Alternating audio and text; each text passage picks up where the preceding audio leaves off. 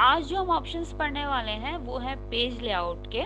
तो page layout के जो ऑप्शंस हैं हमारे, ये बहुत ही इम्पोर्टेंट ऑप्शंस हैं, क्योंकि हम डाटा तो एक्सेल पे बना लेते हैं, लेकिन जब हमारी बारी आती है प्रिंट करने की, तो प्रिंट करते समय हमें सबसे पहले अपने डाटा को एडजस्ट करना पड़ता है, ताकि वो पूरा का डाटा जो है वो एक पेज पर आ जाए। ठीक है, किस तरह से हम ये सब चीज़ें एडजस्ट करते हैं, और ये चीज़ें हमारे पेज लेआउट के अंदर रहती है। ओके, तो इस टाइम सबसे पहले हमारा जो पेज लेआउट में है, हमारा पहला ऑप्शन है थीम्स का, जो कि हमारा विनवर्ट के अंदर जो हमारा ऑप्शन आ रहा था डिज़ाइन में। तो थीम अगर मैं समझाऊँ तो आपको समझ में आ जाएगा। जैसे कि मैंने अगर फॉर्मेट दिया है टेबल को, कोई भी फॉर्मेट दे दिया मैंने टेबल को, और इसके बाद मैं थीम अप्लाई करती हूँ। थीम में क्या है, आपका कलर का कॉम्बिनेशन है। ठीक है, कलर के अलग अलग फॉन्ट हैं, इफेक्ट्स हैं, जो कि आपको मैंने बताया था कि शेप पर या फिर हम कोई आइकन वगैरह लगाते हैं उसी पर हमें दिखते हैं। ठीक है, तो डाटा पे हमें इफेक्ट कुछ भी नहीं दिखता। तो ये सारा जो ये चेंजेस जो है कलर के, वो सारे आपके थीम से होंगे। तो यहाँ पर मैं इसको हटा लेती हूँ, और हटाने के लिए मुझे अगेन होम में आना पड़ेगा, और होम में मुझे आना पड़ेगा अपने क्लियर ऑप्शन पे, ताकि मैं इसकी फॉर्मेटिंग को क्लियर कर सकूं। और फिल्टर से ये फिल्टर्स को मैं हटा देती हूँ। तो देन हम स्टार्ट करते हैं अपने पेज लेआउट के option, page setup. Page setup के अंदर हमारे सबसे पहले जो ऑप्शन हैं, ये पेज की सेटिंग है। तो किस तरह से हम पेज की सेटिंग करेंगे, ये तो यहाँ पर सबसे पहले मैं एक जो डाटा है, इस डाटा को थोड़ा लेंथी बना लेती हूँ। तो मैंने यहाँ पे एक डाटा प्रिपेयर कर लिया है। तो सबसे पहले अगर मैं इसको दिखाऊं आपको, तो हम जाते हैं प्रिंट में।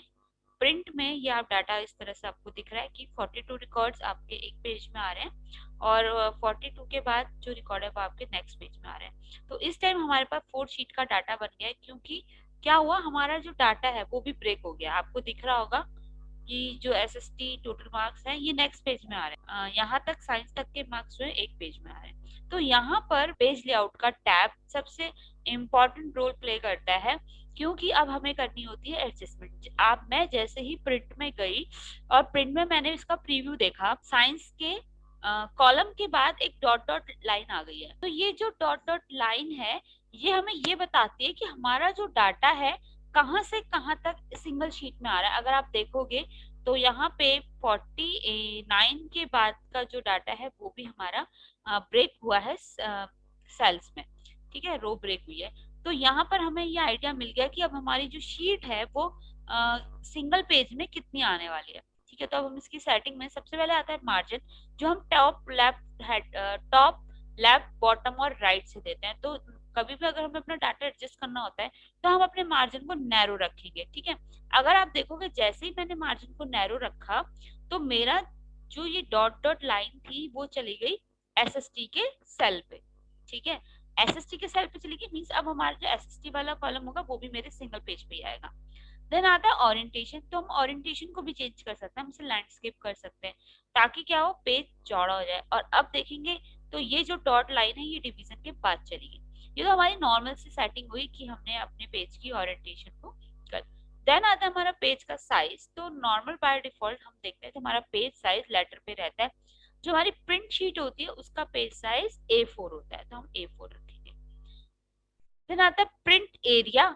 तो यहाँ पर हम प्रिंट एरिया को सेट करते हैं। प्रिंट एरिया को सेट करने का मतलब है, अगर मैं प्रिंट एरिया सेट करती हूँ, तो सबसे पहले मुझे क्या करना है, सेलेक्ट करना है। सेलेक्ट करना है मतलब मैं चाहती हूँ कि मेरे सिर्फ जो 25 तक के रिकॉर्ड्स हैं यही प्रिंट में आए। ठीक है, तो मैंने सेलेक्ट करा और सेट प्रिंट एरिया कर दिया। अब ये मेरा प्रिंट एरिया सेट हो गया। अब मैं कंट्रोल P करूंगी, तो प्रीव्यू में देखोगे सिर्फ 25 तक के ही जो रिकॉर्ड्स हैं वो आपको शो कर रहा है। क्लियर।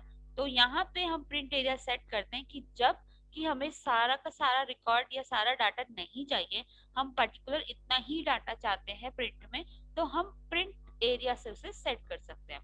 तो यहाँ पर आकर अगेन मैं प्रिंट एरिया को क्लियर कर देती हूँ, ताकि अभी मैं और भी जो सेटिंग करनी है मुझे वो भी पता चले। देन आता है ब्रेक। ब्रेक के अंदर हम इंस्टेंट पेज ब्रेक करते हैं। जैसे कि अगर मैंने कहा 25 के बाद के रिकॉर्ड नेक्स्ट पेज में आए, तो हम अपना 26 पे रखेंगे, और पेज ब्रेक कर देंगे।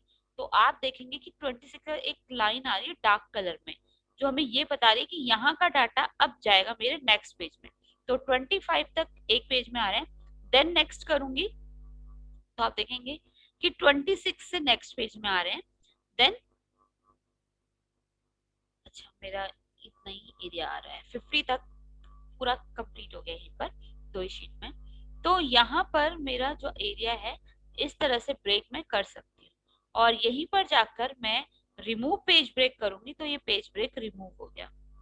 तो रीसेट ऑल पेज ब्रेक, तो रीसेट ऑल पेज ब्रेक के अंदर बाय डिफॉल्ट सारे ही पेज जो है वो ब्रेक हो जाएंगे अपने अपने मार्जिन के बाद। तो ये था हमारा ब्रेक। देन आता है बैकग्राउंड। अब मैंने कहा था हम बैकग्राउंड पे पिक्चर लगाएंगे तो बैकग्राउंड से लगेगी।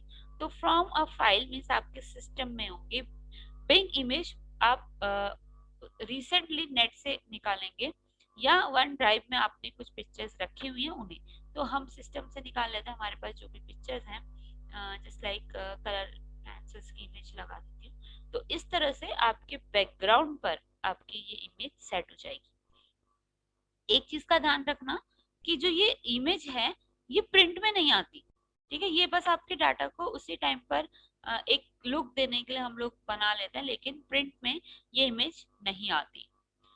देन आते हैं हम प्रिंट टाइटल में।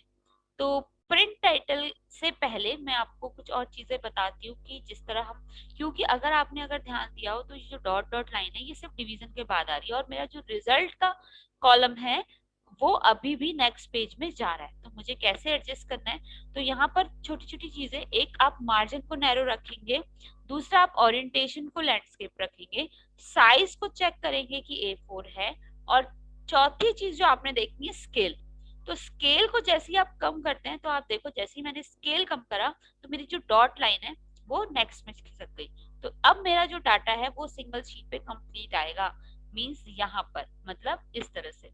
तो यहाँ पर अब मेरा जो डाटा है मैं देखूंगी 95 रखने में। इसी तरह से अगर आपका डाटा और बड़ा है तो आप स्केल को कम कर सकते हैं ताकि आपका जो मार्जिन एरिया है वो सेट हो जाए और जो आपका शीट है वो पूरी तरह से प्रिंट होकर आए। कंट्रोल पी करते हैं, अब देखेंगे सिर्फ 2 पेज है। 30 तक का रिकॉर्ड एक पेज पर है और 31 से 50 तक का रिकॉर्ड एक पेज पर है, लेकिन यहाँ पर अब मेरा रिजल्ट तक का पूरा आ गया है कि अब मेरा कोई भी सेल नहीं बचा। तो ये तो हो गया हमारा स्केल। अब मेरा आ रहा है नेक्स्ट ऑप्शन प्रिंट टाइटल। तो प्रिंट टाइटल क्या है वो भी मैं यहाँ पे समझाती हूँ।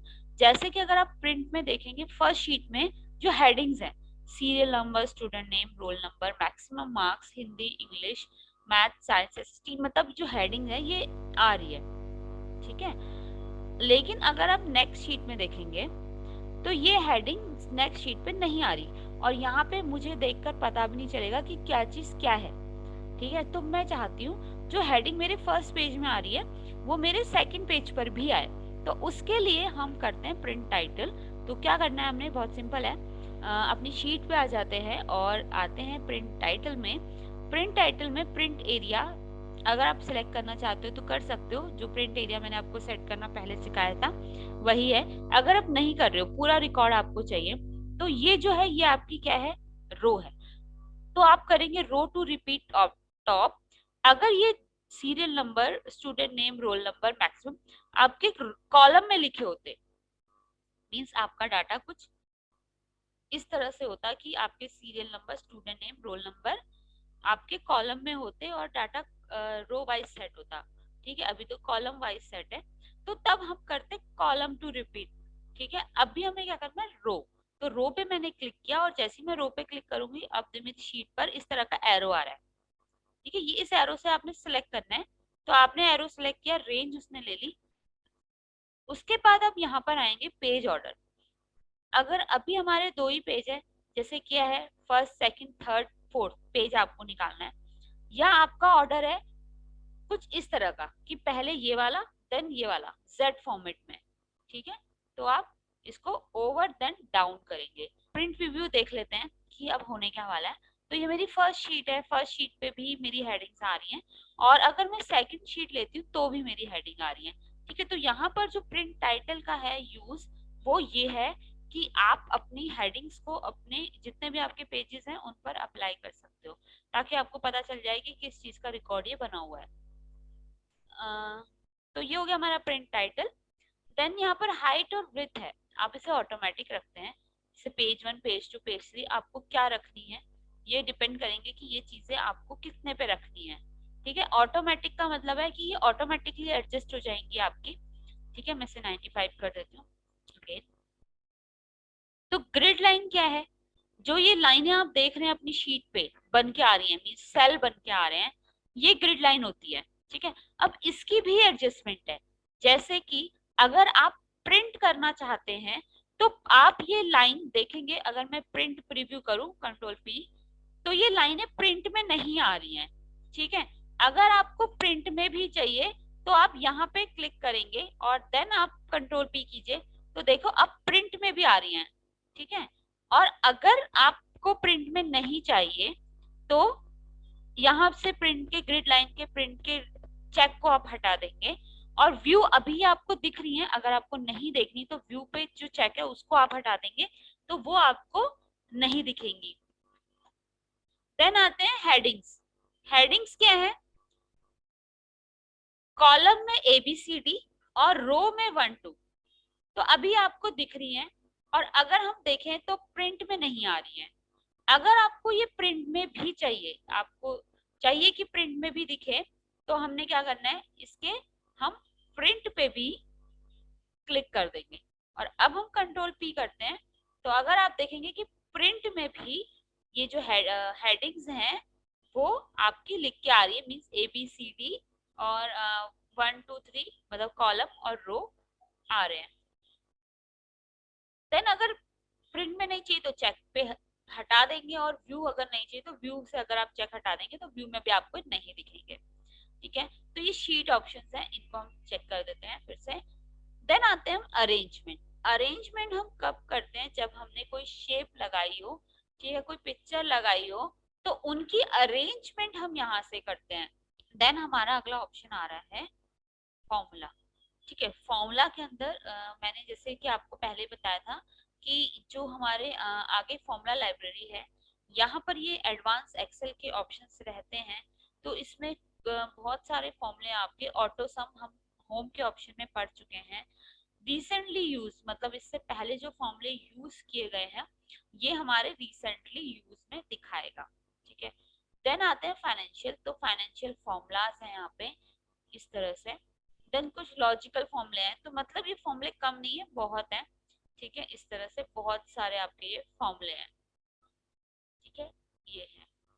अब इनके अंदर कुछ फॉर्मूले से लुकअप में हम देखते हैं, एक H लुकअप आता है और एक V लुकअप आता है। H लुकअप होता है हॉरिजॉन्टल लुकअप और V लुकअप होता है वर्टिकल लुकअप। मींस जब हमारा डाटा हॉरिजॉन्टली बना हो तो हम हॉरिजॉन्टल लुकअप का यूज करते हैं, और अगर हमारा डाटा वर्टिकली बना हो तो हम इसको वर्टिकली यूज करते हैं। इसका यूज क्यों होता है? इसके यूज से ना हम किसी भी डाटा को ठीक कर सकते हैं।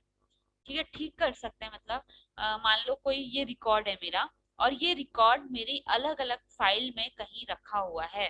ठीक है, और अलग अलग फाइल में जब ये रखा हुआ है और बाद में मुझे पता चलता है कि भाई ये जो स्टूडेंट है इसके जो मार्क्स हैं ये तो गलत चढ़ गए।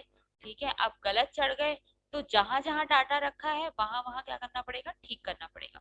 तो उससे बचने के लिए मैं क्या करती हूँ, अगर उसे वी लुकअप या एच लुकअप की हेल्प से बना लेती हूँ तो होता क्या है, मैं डायरेक्टली अपने मेन डाटा में चेंजेस करूंगी तो मेरी जहां जहां वो डाटा रखा होगा वहां चेंजेस ऑटोमेटिकली अप्लाई हो जाएंगे, अगर वो डाटा वी लुकअप या एच लुकअप की हेल्प से बना होगा। तो हम इसे स्टार्ट करते हैं। सबसे पहले काम है हमारा, हम सेलेक्ट करेंगे अपने डाटा को। ठीक है, अब यहाँ पर हम दो तरीके से कर सकते हैं। या तो आप अपने टेबल को नाम दे दो। ठीक है, मैंने अभी सिलेक्ट किया है। एक काम करते हैं, मैं अभी आपको ये मेथड नहीं बताती हूँ। यहाँ पे डाटा के अंदर सॉरी फॉर्मूलाज के अंदर ही नेम मैनेजर आता है। तो यहाँ पे क्या होता है, मैं अपने टेबल को नेम दे सकती हूँ ताकि मैं उसका किसी भी फॉर्मूले में यूज कर सकूँ। ठीक है, तो फॉर्मूला के अंदर चलो ये ऑप्शन भी आपका क्लियर हो जाएगा, तो मैं इसको यहीं से बता देती हूँ कि मैंने अपनी रेंज को सिलेक्ट किया है और मैं इसको देना चाहती हूँ नाम। तो मैं जाऊंगी डिफाइन नेम में। इसको मेरे को नाम देना है, मैंने से नाम दे दिया टेबल वन करके मैंने से नेम दे दिया। रेफर टू, और ये मैंने सेलेक्ट करके रखा है रेंज को। अगर नहीं किया होता तो यहाँ पर मुझे रेंज दोबारा से सेलेक्ट करनी पड़ती। ओके, अब इसको ले नहीं रहा है, इसको इसलिए नहीं ले रहा है शायद कि मैंने स्पेस देकर लिखा है। तो यहाँ पर ये भी बहुत बड़ी गड़बड़ है कि बिना स्पेस के मुझे लिखना पड़ेगा। तो मैंने स्पेस हटा दिया, तो मैंने इसको नेम दे दिया। ठीक है, अब नेम दे दिया। अब यहाँ पर हमने क्या करना है, नेम देने के बाद हमने इसका यूज किस तरह करना है, मैं इक्वल और यहाँ से जो मैंने आपको सेल का रेफरेंस देना बताया था और एंटर, तो अब मेरा सीरियल नंबर आ गया। और अगर मैं ड्रैग करती हूँ तो मेरे अकॉर्डिंग सारे सीरियल नंबर आ जाएंगे। ठीक है, अभी मैंने वी लुकअप एच लुकअप का कोई यूज नहीं किया। नेक्स्ट कॉलम में रखना है, मैं इसको आपको इसी चार्ट पे भी बताऊंगी और इसके नेक्स्ट चार्ट पे भी बताऊंगी कि कैसे करना है। तो यहाँ पे मैंने किया, अब मैं आती हूँ अपने लुकअप में, लुकअप के अंदर आती हूँ वी लुकअप। तो सबसे पहले आ रहा है लुकअप वैल्यू। आप किसके अकॉर्डिंग अपने डाटा को ढूंढेंगे। ठीक है, मैंने यहाँ सीरियल नंबर से दे दिया है, तो मैं सीरियल नंबर के अकॉर्डिंग ढूंढूंगी। ठीक है, तो लुकअप वैल्यू में आप यहाँ पे क्लिक कर देना, ये सेल रेंज ले लेगा। टेबल एरे में हम टेबल को लेते हैं, जो मैंने दिया था अपनी टेबल का नाम। ठीक है, अगर मैं उसको नेम नहीं देती तो मुझे क्या करना था, अगर मैंने उस टेबल को नेम नहीं दिया होता टेबल मैनेजर से, तो मैं अगर अपने पूरे डाटा को सेलेक्ट करती तो यहाँ पे ले लेता रेंज। अब देखो मैंने जैसे सेलेक्ट किया तो उसने उसका नाम ले लिया। देन आ रहा है कॉलम इंडेक्स नंबर। तो कौन सा कॉलम आपको देखना है, तो मैंने कहा 2, और लुकअप वैल्यू हमेशा रहेगी 0। इसको ध्यान रखना, लुकअप वैल्यू यहाँ पर होता है जिसके अकॉर्डिंग आप अपने डाटा में किसी भी चेंजेस को बनाओगे। जैसे मैंने कहा सीरियल नंबर 1, सीरियल नंबर 2। अगर मान लो मेरे सीरियल नंबर का कॉलम नहीं होता, सीधे होता स्टूडेंट नेम, तो यहाँ पर मेरी लुकअप वैल्यू रहती स्टूडेंट नेम। अभी उसे भी बता दूंगी ताकि कंफ्यूज ना हो। अब चलो ये मैंने सब करा, देने से ओके कर देते हैं। अब देखो यहाँ पे स्टूडेंट नेम आ गया, और जैसे ही मैं इसे ड्रैग करूंगी तो इनके जो भी रोल नंबर के अकॉर्डिंग इनके सीरियल नंबर आ जाएंगे, इनके स्टूडेंट नेम आ जाएंगे। ठीक है, अभी मैं इसको हटा देती हूँ और डिलीट कर देती हूँ। अब मैं क्या करती हूँ, सीरियल नंबर के कॉलम को ही हटा देती हूँ, ताकि अब मैं इसे दोबारा से अप्लाई करती हूँ। दोबारा से अप्लाई करने के लिए आपने क्या करना है, इक्वल स्टूडेंट नेम का सेल रेफरेंस लेना है, देन एंटर। इसको हम बड़ा कर देते हैं ताकि मेरे, सॉरी, इसको ड्रैग कर लेते हैं।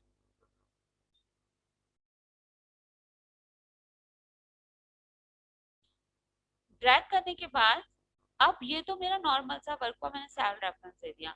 अब लुकअप वैल्यू में जाना है, लुकअप वैल्यू में हम करेंगे वी लुकअप। वी लुकअप में सबसे पहले लुकअप वैल्यू क्या रहने वाली है, स्टूडेंट नेम, जिसके अकॉर्डिंग मैं डाटा को सर्च करूंगी। तो आप यहाँ के कॉलम में भी स्टूडेंट नेम को कलेक्ट कर सकते हैं या अपनी मेन टेबल में भी कर सकते हैं, कहीं से कोई फर्क नहीं पड़ने वाला। देन अदर टेबल एरे, तो अपनी टेबल को नाम दिया है तो नाम, नहीं तो सिलेक्ट कर लो। देन कॉलम इंडेक्स कि आपने कौन सा कॉलम देखना है। तो मैंने जैसे अगर हिंदी के मार्क्स चढ़ाने हैं तो मैंने कहा 4th कॉलम। ठीक है, अब यहाँ पर होने वाली है, क्योंकि मेरा वही वाला टेबल था, इसको मैंने नेमिंग दी थी। देन ओके, तो अगर आप देखोगे हिंदी के जो मार्क्स है मेरे इसके आगे आ गए। अगर आपने इंग्लिश के भी मार्क्स चढ़ाने हैं तो आपने स्टेप यही फॉलो करना है। अगेन आप जाएंगे लुकअप एंड वैल्यू में, वी लुकअप करेंगे। लुकअप वैल्यू रहेगी स्टूडेंट का नेम, टेबल एरे रहेगा टेबल का नाम जो कि हमने सेलेक्ट करके दिया था, और हम अगेन इसे सिलेक्ट कर लेते हैं ताकि कुछ गड़बड़ ना हो जाए। देन कॉलम इंडेक्स, अब हिंदी के बाद मेरा है इंग्लिश का कॉलम 5th कॉलम, और यहाँ हमेशा रखना है 0, और इसको हम करेंगे ओके। तो अब देखो आप इंग्लिश के भी मार्क्स आ गए। अब ये तो मान लो मैंने डाटा बनाया, तो इसी में आप सब डाटा को इसी तरह से प्रिपेयर करोगे। तो मैं चेंजेस क्या है, जैसे मैंने कहा जो प्रिया है उसके हिंदी के मार्क्स जो हैं वो 55 हैं। ठीक है, और जैसे ही मैं वहां पे चेंजेस किए और मैं एंटर करती हूँ तो आप देखोगे जो डाटा मैंने नीचे बनाया है उसमें भी चेंजेस हो गए। अब इसी डाटा को मैं आपको एक नेक्स्ट शीट पे बना के दिखाती हूँ कि कैसे करेंगे। तो यहाँ पर अगेन सबसे पहले हम करेंगे इक्वल और जाएंगे अपनी फर्स्ट शीट के स्टूडेंट नेम के सेल पे क्लिक करेंगे, देन करेंगे वहां पे एंटर। आप देखोगे आ जाएगा सीरियल नंबर, जो स्टूडेंट नंबर मैंने लिया, स्टूडेंट नेम मैंने लिया था वो ड्रैग करो, स्टूडेंट के नेम पे आ जाएंगे। अब आपने वही स्टेप करना है जो हमने करा था, लुकअप में जाना है, वे लुकअप करना है, लुकअप वैल्यू में स्टूडेंट नेम तो आप चार्ट से दे दो, और यहाँ पर टेबल एरे में पूरी टेबल आएगी तो टेबल को सेलेक्ट कर लो, या हमने जो नाम दिया है नेम मैनेजर से उसे दे देंगे। देन कॉलम इंडेक्स, कौन सा कॉलम देखना है, मैंने कहा 4, और लुकअप रेंज लुकअप हमेशा मैंने 0 बताई है क्योंकि फॉल्स रखनी है, ठीक है। और यहाँ पर हम इसे क्लिक करेंगे। इसी तरह इंग्लिश का बनाना है, वही lookup references, B lookup, lookup value में स्टूडेंट नेम, एरे में हम डालेंगे एरे, तो यहाँ पे हम अपने टेबल को सिलेक्ट कर लेते हैं। देन आते हैं इंडेक्स, हमें 5 देखना है कॉलम, और यहाँ पे 0, देन हम इसे करेंगे ओके, तो मेरे इंग्लिश के मार्क्स का। अब मेरा ये चार्ट है, पिंकी के जो मार्क्स हैं इंग्लिश में 60 हैं, तो मैं अपने मेन चार्ट में जाती हूँ, अपने मेन डाटा में जाती हूँ, तो पिंकी के मार्क्स को मैं कर देती हूँ यहाँ पर 70 और एंटर कर देती हूँ। तो आप देखो जो हमने नेक्स्ट शीट पे डाटा बनाया है वहां पर भी चेंजेस हो गए, ठीक है।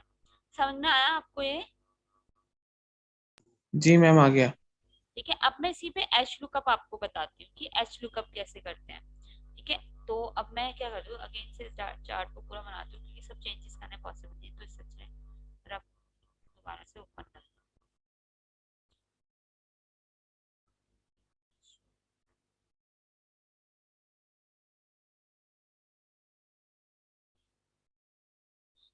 देन ओके, तो अगेन मैं यहाँ पे सीरियल नंबर के कॉलम को हटा लेती हूँ ताकि, तो अब आपने क्या करना है, वही सब काम आपको दोबारा से करने हैं। दोबारा से मतलब जो जो हमने किया, लेकिन अब क्या करना है, हमारा डाटा रहेगा हॉरिजॉन्टल में, तो अभी जो हमारा डाटा है वो वर्टिकली है, ठीक है। तो इसी डाटा को हॉरिजॉन्टल कैसे बनाएंगे ये भी सीख लो यहाँ पर। तो यहाँ पर इसी डाटा को अगर मुझे हॉरिजॉन्टल में बनाना है, तो सबसे पहले मैं अपने डाटा को सेलेक्ट करूंगी और कॉपी कर लूंगी, नॉर्मल जैसे हम करते हैं, ठीक है। और जहां भी आपको ये पेस्ट करना है वहां पर आप जाकर इसे करेंगे पेस्ट स्पेशल। स्पेशल में आप देखेंगे यहाँ पे ट्रांसपोज का ऑप्शन आ रहा है, तो ट्रांसपोज करेंगे देन ओके करेंगे, तो अगर आप देखेंगे अब जो आपका डाटा है वो बन गया है हॉरिजॉन्टल फॉर्मेट में। शो हो रहा है आपको ये? जी मैम हो रहा है। ठीक है, तो अब हमारा डाटा हॉरिजॉन्टली बन गया है, ठीक है। अभी तक हमारे कॉलम वाइज आ रहे थे रिकॉर्ड, अब हमारे रो वाइज रिकॉर्ड आएंगे। तो बाकी का काम सारा वही है, इक्वल आप अप्लाई करोगे, स्टूडेंट नेम पे आप क्लिक करोगे, एंटर करोगे, तो स्टूडेंट नेम का जो आ जाएगा, लेकिन इस टाइम जो ड्रैग है वो भी आपको रो में ही करना है ताकि जैसा आपका रिकॉर्ड है उसी तरह से आए। देन आप जाएंगे लुकअप में फॉर्मूला के अंदर, लेकिन इस टाइम हम करेंगे एच लुकअप। एच लुकअप में लुकअप वैल्यू तो student name, table array, table को मैंने कोई नाम नहीं दिया है, सीधे मैं यहाँ से सिलेक्शन कर लेती हूँ, जरूरी नहीं है नाम देना। अब उस टाइम हमसे कॉलम इंडेक्स नंबर पूछा था, अब हमसे पूछेगा रो, तो हम रो का डालेंगे। और ये ध्यान देना कि अगर आपने कुछ रोज या कॉलम छोड़े हैं, ठीक है, तो उनको मत काउंट करना, काउंट करना वहीं से जहां से आपका डाटा प्रिपेयर हुआ है। जैसे अगर मैं ऊपर से कुछ रोज ब्लैंक छोड़ देती तो फिर भी मेरा जो हिंदी का रिकॉर्ड है वो 4 में ही रहेगा, ठीक है। और इसीलिए अब मैं इसको 4 दे देती हूँ, इसको 0 कर देती हूँ, हिंदी आ गया और मैंने इसे ट्रैक कर लिया। इसी तरह से आप इंग्लिश ये सब भी आप करोगे, ठीक है। आपको समझ में आ गया होगा आई होप। Ji ma'am. ठीक है, तो अब हम यहाँ पे थोड़ा आगे के ऑप्शन देख लेते हैं। तो लुकअप ऑफ रेफरेंसेस के बाद हम यहाँ के कुछ ऑप्शंस मोर फंक्शंस हैं, जैसे कि मैंने आपको बताया कि हमें नहीं करना है, इसके अंदर इतना हमारा नहीं आता है। तो हम आते हैं नेम मैनेजर में। नेम मैनेजर के अंदर मैंने आपको नेम डिफाइन करना बता दिया। आप ये हाँ ठीक है, डिफाइन करना बता दिया कि किस तरह से हम डिफाइन करते हैं, ठीक है। और अब आता है नेम मैनेजर, अगर दोबारा से देख लो, डिफाइन नेम में जाते हैं, नेम को डिफाइन करते हैं, ठीक है। सीरीज है, ओके कर दिया, तो इसका नाम स्टूडेंट नेम हो गया है। ठीक है, ऑलरेडी इसने इसको बाय डिफॉल्ट ले लिया था। अगर आपको लगता है कि भाई ये नाम तो गलत हो गया, मुझे कुछ और देना है, तो हम जाएंगे मैनेजर में। नेम मैनेजर में आप अपनी टेबल को सिलेक्ट करोगे, देन एडिट करोगे। जैसे आप एडिट करोगे तो अगेन उस रिकॉर्ड को ओपन कर देगा। तो मान लो मेरे को सिर्फ स्टूडेंट ही देना है टेबल का नाम, नेम नहीं लगाना इसके साथ, तो मैं यहाँ पे उसे हटाकर ओके कर दूंगी। ठीक है, तो मेरे ये जो टेबल है ये एडिट हो गया, देन क्लोज। तो नेम मैनेजर का यही काम है कि आप अपने डाटा को, जो भी आपने नेम दिया है अपने टेबल को, अपनी रो को, अपनी कॉलम को, तो उसे देना और उन्हें हटाना, मीन्स डिलीट करना, एडिट करना या फिर से नया बनाना। और इन्हें आप यूज कर सकते हो फॉर्मूला में, जैसे मैंने अभी किया कि मैंने आपको लुकअप में टेबल का नाम देकर दिखाया, वी लुकअप में, कि टेबल वन करके जो भी मैंने नाम दिया था, तो वो हम उसे फॉर्मूला में यूज कर रहे हैं। और मैंने आपको बिना नाम दिए भी रेंज को एच लुकअप में सेलेक्ट करके भी बताया। देन आते हैं हम फॉर्मूला ऑडिटिंग में। फॉर्मूला ऑडिटिंग क्या है? देखो, track preceding then track dependent. Track preceding का मतलब है जैसे कि ये टोटल है, तो ये टोटल किन वैल्यू से आया, जो ये टोटल है ये किन चीजों से आया। तो देखो, एरो हिंदी इंग्लिश मैथ्स से मेरा टोटल आया। देन ट्रैक डिपेंडेंट क्या है? तो इस टोटल पे कौन कौन से फॉर्मूला डिपेंडेंट है, क्योंकि अगर जब तक मैं टोटल नहीं निकालूंगी तो परसेंटेज नहीं आएगी, परसेंटेज नहीं आएगी तो डिवीजन और रिजल्ट नहीं बनेगा। तो ट्रैक प्रीसीडिंग में तो टोटल कैसे आया ये बताया, ट्रैक डिपेंडेंट में हमें ये बताता है कि टोटल किन चीजों पे डिपेंडेंट है। तो टोटल जो है वो आगे परसेंटेज जो चीजें हैं वो टोटल पे डिपेंडेंट है। इस तरह से एरोज आ जाते हैं। अगर आप रिमूव एरो करेंगे तो एरोज रिमूव हो जाएंगे। देन आते हैं शो फॉर्मूला। जैसे ही आप शो फॉर्मूला करेंगे तो आपकी शीट पर जो फॉर्मूलेज अप्लाई हुए हैं वो आपको ब्रीफली दिखा देगा वहां पर। ठीक है, तो हम देख सकते हैं कि हमारे उसमें क्या क्या फॉर्मूले हमने लगाए हैं। यहीं से इस क्लिक को हटा दो। देन आ रहा है एरर चेकिंग। तो एरर बताता है, अगर कोई एरर आता है, अपडेट कर सकता है फॉर्मूला को, जैसे अपडेट कर दिया। ठीक है, सबको चेक कर रहा है वन बाय वन कि कोई एरर तो नहीं है। ठीक है, अभी बोला था एरर चेक इज कंप्लीट। जैसे हम स्पेलिंग चेक करते हैं इसी तरह से ये एरर चेक करता है, कि जैसे अगर मैंने एक वैल्यू को कैलकुलेट करा, एक वैल्यू को जब मैंने कैलकुलेट करा और जब मैं ड्रैग करती हूँ तो ये बाकी सबको खुद ही कैलकुलेट कर लेता है। मैनुअल करने में क्या होता है, मैंने जैसे इसको मैनुअल रखा है और मैनुअल अगर मैं करूँ तो ये क्या करेगा, फॉर्मूले को ऑटोमेटिक कैलकुलेट नहीं करेगा। ठीक है, सब में आप देखो, और यहाँ पे अगर आप देखोगे येलो कलर का एरर भी दे रहा है। ठीक है, जो एरर अभी मैंने बताया था आ नहीं रहा था, अब आ रहा है। अब ये क्या करा, इसने सब में यही लगा दिया 430। तो ये होता है जब हम मैनुअल करते हैं तो वो खुद से ऑटोमेटिकली फॉर्मूले को कैलकुलेट नहीं करता है। तो यहाँ पर हमें क्या करना पड़ता है, अगर आपको ऐसा करना है आपको ऑटोमेटिक रखना पड़ेगा इसे। और ऑटोमेटिक रखने के बाद आप जब इसे ड्रैग करोगे तब ये ऑटोमेटिकली सबकी कैलकुलेशन को करेगा। ठीक है, तो ये हमारा मैनुअल और ऑटोमेटिक का रहता है।